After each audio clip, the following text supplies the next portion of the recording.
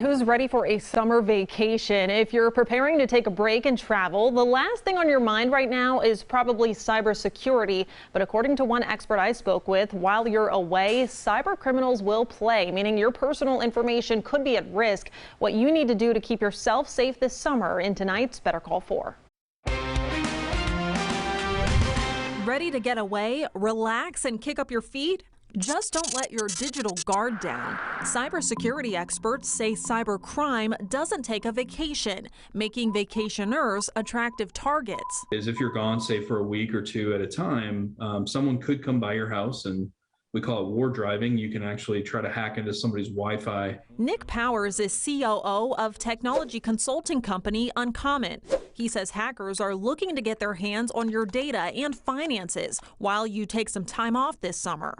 But there are simple steps you can take to protect yourself. If you do have computers, iPads, other devices that you have that you would normally be checking on a day-to-day basis, but you're not taking those with you, you want to make sure you power those off. So if you used your computer for personal banking or something like that and someone got on that computer, they'd be able to steal your credentials or do other things in your name that you don't want them to do. Powers says it's also important to be aware of how you're using technology while you're away. Do not use public Wi-Fi as much as possible. Public networks at fast food restaurants, coffee shops, hotels, or vacation rentals. But if you need to log on, Powers suggests using a VPN. Yeah, it's a piece of software that after you connect it to the Wi-Fi, you run all your connections through that piece of software, and it encrypts all of that traffic as it's using that public Wi-Fi, which prevents a hacker from spying on what you're doing while you're using that.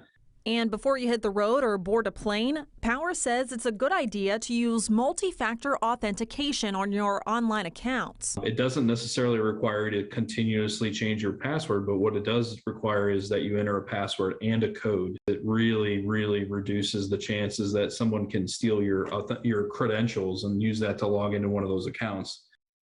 A few other things to keep in mind. You avoid online banking or logging onto your retirement accounts, anything with access to your finances. If the place you're staying has a digital lock, ask if you can choose the code. That way you know you're the only one with it. If you're watching TV in a vacation rental, make sure you log out of all devices and streaming services before you leave.